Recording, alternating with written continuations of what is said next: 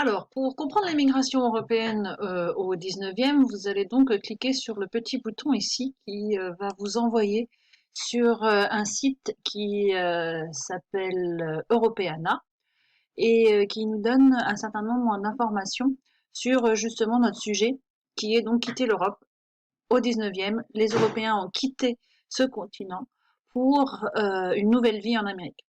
Et donc là, en arrivant sur ce site, il va falloir que vous lisiez un certain nombre de choses. La petite introduction ici. Et puis ensuite, vous avez des chapitres. Alors, des indications sur le pays d'où partent nos Européens. Donc là, la patrie de groupes des migrants. Vous avez un certain nombre d'informations. Vous allez aller regarder là-dedans parce que c'est le point de départ de finalement votre histoire. Comprendre pourquoi les gens ont quitté ce pays d'Europe au 19e et pourquoi ils ont pris cette décision de quitter finalement ce pays. Ensuite, vous avez un deuxième chapitre sur les motivations et aspirations. Même chose, vous regarderez comment c'est fait le départ et la traversée pour arriver, bien sûr, aux États-Unis. Alors, on va voir que la machine à vapeur et l'industrialisation va beaucoup jouer sur le voyage et le déplacement, justement, de nos Européens. Et puis, une fois arrivé, la vie en Amérique.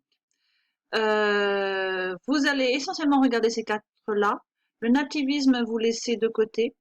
Et puis ensuite, si vous avez encore un petit peu de temps, comment est-ce que les Européens arrivés aux États-Unis entrent en contact, on est au 19e, hein, donc pas d'internet comme aujourd'hui, entrent en contact avec les gens restés en Europe, leur famille restée en Europe. Donc vous avez ce chapitre-là. Donc ça vous fait 5 chapitres finalement à regarder. Si je clique sur le premier chapitre, la patrie de groupe des migrants, à chaque fois, en fait, vous avez dans Europeana des collections d'images que vous pouvez réutiliser. Donc là, Irlande, Royaume-Uni, et vous avez un certain nombre d'images que vous allez pouvoir utiliser dans votre présentation finalement. Vous sélectionnez celle que vous préférez.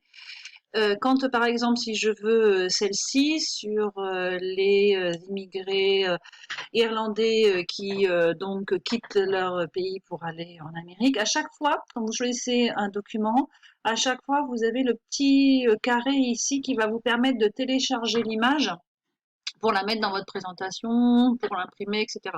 Si je clique dessus, je vais arriver sur une page où je vais retrouver mon document en grand. Et donc là, je peux ici l'imprimer. Alors c'est en anglais, hein, mais, c'est pas compliqué, vous allez voir. Je peux ici, j'ai un lien que je peux copier pour aller coller cette image sur un document numérique que je suis en train sur lequel je suis en train de travailler. Donc soit vous pouvez l'imprimer, soit vous pouvez copier l'image par le lien qui est ici. Voilà. Donc ça, c'est facile, ça vous permet de récupérer les différents documents qui vont permettre d'illustrer votre travail.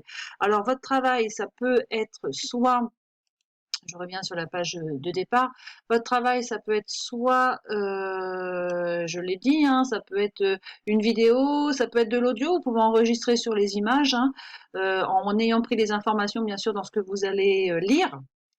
Là, le gros travail, ça va être de lire chaque chapitre et de récupérer les informations importantes dans chacun de ces chapitres pour pouvoir faire votre explication, soit écrite, soit orale, soit sous une autre forme si vous êtes inventif et vous avez trouvé une autre forme.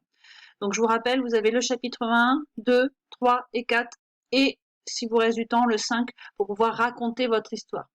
Si vous voulez vous mettre à la place d'un immigré et raconter comme si vous étiez un Irlandais, un Italien du 19e, vous pouvez aussi. Pourquoi pas? C'est pas une obligation, mais c'est une possibilité. Vous pouvez le faire à plusieurs. Si vous avez réussi à rentrer en contact avec d'autres de la classe via Internet et que vous voulez faire ce travail en groupe, vous pouvez. Si vous voulez préférer le faire tout seul, vous faites tout seul. C'est comme vous voulez. Voilà, bon courage à vous.